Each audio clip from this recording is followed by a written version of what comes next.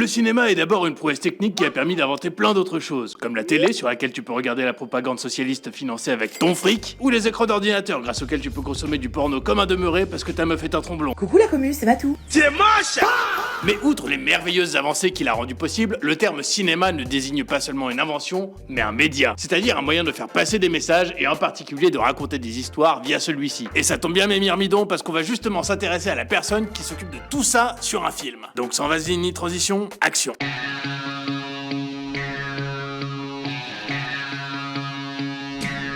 Oh le prod fait son cinéma, il va défoncer tout ce qui va pas. Oui le prod fait son cinéma. Mais avant toute chose, je tenais à profiter de mon aura et mon influence considérable pour cette fois-ci soutenir une petite boîte qui me tient à cœur. Amazon. Son fondateur, Geoffroy Bizou, a une idée de start-up où il vend des livres. Puis, si ça prend, peut-être qu'il se permettra de vendre des produits divers, comme cet excellent balai à chiottes Macron pour que les derniers Français aient l'illusion que ce mec ne fait pas que foutre la merde, mais qu'il la nettoie aussi. Alors, si toi aussi tu veux soutenir les rêves un peu fous d'un petit entrepreneur qui, à l'instar de son ancien confrère start-upper Étienne Emploi, souhaite également créer un service de streaming où votre prod préféré pourrait exercer ses talents, n'hésitez pas à soutenir sa petite société qui en a grandement besoin. C'était la Minute Charité, maintenant place aux propos orduriers. Comme beaucoup de cinéphiles, c'est évidemment Richard Berry qui m'a donné envie de faire du cinéma. Pas forcément pour ses talents d'acteur, mais parce que rouler des pelles à sa petite fille de 11 ans pour savoir comment s'est passée sa journée à l'école, je trouve ça tout à fait fascinant. Alors, ma chérie, ce cours d'algèbre? Un niveau de proximité qu'on croyait réservé aux expéditions insulaires très privées de ce bon vieux Jeffrey Epstein, avec son éternel complice, Jacou le Léchant.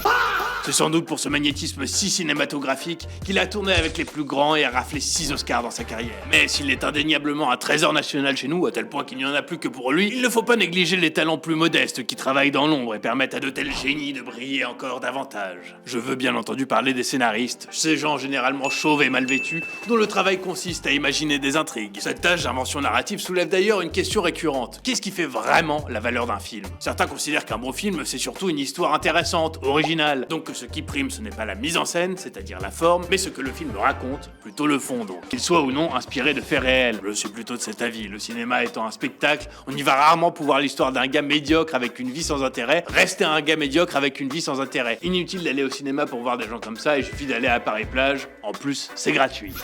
Robert Zemeckis, à ce sujet, reprenait la phrase de Clouseau en déclarant qu'un bon film, c'est avant tout une bonne histoire. Et on peut pas dire qu'il est tort, ce bon vieux Bobby, puisqu'il a réussi à mettre en scène des pitchs aussi originaux que l'histoire d'un gars qui répare des erreurs en voyageant dans le temps grâce à une bagnole de gitan, l'histoire d'un inspecteur qui cherche un tueur en série dans un monde où les cartoons sont vivants, ou alors l'histoire d'un simple d'esprit qui est pourtant à chaque fois témoin ou acteur involontaire de moments historiques et qui vit des aventures extraordinaires. Déjà, quand t'as des concepts de base aussi novateurs que ça, même si tu confies la réalisation à un mec sans imagination, au final, les gens parleront de ton film après l'avoir vu, juste parce que l'histoire est dingue. Mais alors, comment travaille un scénariste et quelles sont ses différentes missions ?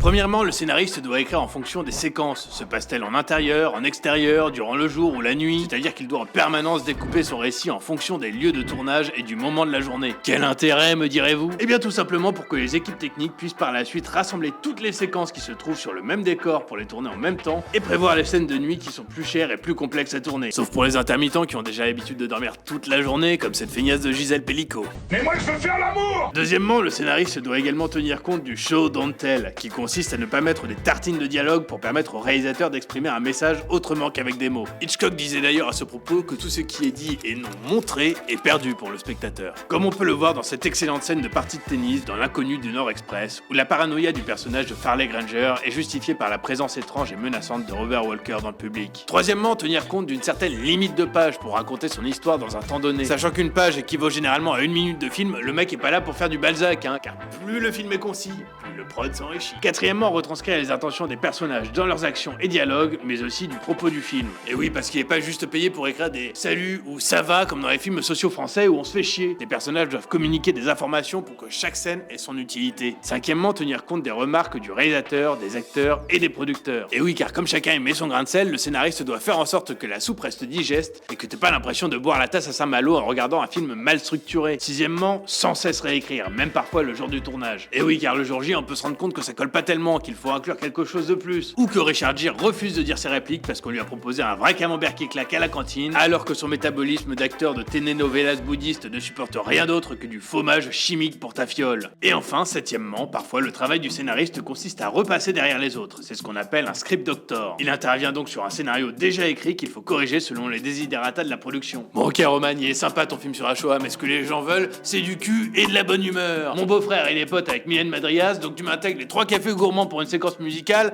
et ton film, je le produis. Allez chante un peu, ça va déjà mieux, on t'emmène à l'abri, retrouver de l'énergie. Et maintenant qu'on connaît les différentes missions, on se dit d'accord, très bien José, a priori tout le monde ne peut pas faire ce métier, donc la seconde question est, qu'est-ce qu'il faut pour être un bon scénariste ? Tous les chômeurs qui cherchent à tout prix à continuer à l'être en devenant des intermittents, nous avons donc très objectivement listé pour vous les 5 qualités essentielles. 1. Déjà aimer écrire. 2. Connaître les schémas narratifs que le prod a énumérés dans ses précédentes vidéos. 3. Ne pas avoir peur de devoir intégralement revenir sur son travail alors qu'on en a été très fier. Parce que le producteur vous a demandé de caler un dinosaure en CGI dans votre scène alors que vous étiez plus parti sur un drame intimiste et que lui veut surtout faire du fric. 4. Avoir de l'imagination. 5. Et dernier point qui vous semble peut-être logique à vous mais pas à tout le monde, pouvoir écrire. Et pour cela, il faut des mains. Donc, désolé manchot, je sais que vous êtes tendance depuis quelques années, mais écrire un scénario avec les pieds, certains s'y sont déjà essayés et ça a donné bad buzz. Je comprends pas d'ailleurs pourquoi il y en a plus que pour vous maintenant. Cette société n'en a pas assez de haïr les riches, les chrétiens, les hommes et les blancs, il leur fallait aussi s'en prendre aux valides. Excusez-nous, il y a même des stars, hein. Philippe Croison par exemple. Moi le mec m'angoisse, pas parce qu'il est handicapé, hein, mais parce qu'il se sent toujours obligé de gesticuler comme un Italien pour exhiber ses moignons. C'est bon, on a vu Philippe, on te laisse ta place de parking. Maintenant sois gentil s'il te plaît, cache-moi tout ça si tu peux, parce que je suis à 2 doigts de vomir là. Franchement, tu peux pas porter des vêtements normaux pour dissimuler ton absence de jeu. Par exemple, ça viendrait pas à l'idée d'un mec qui a un micro-pénis de vouloir faire l'hélicoptère avec sa bite. T'es obligé de porter des strings et des chemisettes en permanence afin de mieux pouvoir me foutre tes quignons de pain sous le nez là. Puis le mec est infernal, hein. Il est tellement en confiance qu'à chaque fois il tient absolument à saluer quelqu'un en lui tendant son bout de bras pour tester les réactions. Ainsi, dès qu'un vis-à-vis est légitimement mal à l'aise, il peut s'enorgueillir d'un Bah vous voyez, il y a encore du chemin à faire hein, pour déconstruire les préjugés et ainsi faire avancer la cause du handicap. Mais on n'a pas envie, Philippe. Au contraire, on se dit qu'on a peut-être même envie de reculer jusqu'au Moyen-Âge si on se dit que t'es l'incarnation de la modernité. Puis si tu veux rencontrer des gens qui aiment serrer des mains invisibles, t'as toujours Joe Biden. Il adore ça le vieux, il pourrait faire ça toute la journée entre 2 reniflages de prépubères. Mais les gens sains de corps et d'esprit, fous-leur la paix quoi. C'est les nouvelles idoles de l'époque, tout le monde veut son handicapé maintenant, c'est comme un gris-gris. Au point qu'on se demande si à force de se les arracher, il va leur rester des membres. Même dans la classe politique, c'est la course à l'unijambiste. Outre notre gouvernement qui, comme chacun le sait, est peuplé de déficients mentaux, même dans l'opposition, on cherche à s'en servir d'étendard. À tel point qu'on peut dire que désormais, les marches du pouvoir sont devenues des rampes d'accès. Regardez Damien Abad par exemple, lui était carrément président de groupe à l'Assemblée nationale. Quand je pense que ce mec prétendait aux plus hautes fonctions de l'État, comment il ferait pour appuyer sur le bouton nucléaire? Le Zanzibar. Ah non, là tu viens d'appuyer sur les touches X et P, hein, Damien. Et je sais pas comment t'as fait parce qu'elles sont quand même sacrément éloignées l'une de l'autre sur le clavier, hein. Vous imaginez un G7 avec tous les chefs d'État en train de le bolosser? Alors mon petit Damien, on veut diriger une des 10 puissances mondiales mais on peut pas se laver les dents tout seul, hein. Puis ne vous faites pas d'illusions, hein. C'est pas parce qu'ils vous rebattent les oreilles en permanence avec leurs lacunes physiques qu'ils sont plus vertueux que les autres. Je suis sourd de Depuis, oui, Qui des organes en moins donner de la sagesse en plus, tous les eunuques qui nous gouvernent auraient déjà redressé le pays depuis longtemps. Donc non, s'ils se lancent dans une carrière politique, c'est pour que ça leur serve de tremplin de leur vie pro par la suite. D'ailleurs, Abad aurait eu, selon certaines sources, un plan de carrière bien précis en choisissant un métier payé avec ton argent pour ensuite rebondir dans le privé. Abad, dites donc! En effet, désireux de se recycler après sa vie de ministre, il aurait fait part à notre illustre trésor national Patrick Sébastien de son désir de rejoindre son cabaret échangiste du Cap d'Agde. Le trublion du service public, habitué à déclarer émerveillé « C'est que de l'amour, putain !» lorsqu'il contemple des nains s'envoyer des couteaux dans la gorge, sauta sur cette proposition à bras raccourcis. Toujours à la recherche de curiosité, il envisagerait donc pour son prochain plus grand spectacle de recruter cet ancien ministre ayant réussi l'exploit de faire des attouchements sans les mains. Jugeant qu'entre ce talent et celui de pouvoir retourner sa veste si aisément, ça lui ferait une liste d'aptitudes longue comme le bras. Patrick envisage de le faire sauter dans des cerceaux en feu, mais ça c'est une autre paire de manches. On verra s'il joue toujours les fiers à bras à ce moment-là. Bon après je vais me calmer parce que sinon on va encore dire que je m'acharne en tirant sur une ambulance au bazooka. Alors qu'entre nous, après un passage aux commodités, qui n'a jamais demandé à son assistante de lui ranger son attirail dans le pantalon, la goutte au gland. Puis pour en revenir au sujet principal, à votre avis, d'où vient l'imagination folle de certains scénaristes? Probablement du fait qu'eux-mêmes aiment sortir des sentiers battus et des conformités que la société leur impose. Et ils méritent bien, de temps à autre, un fameux chapeau l'artiste.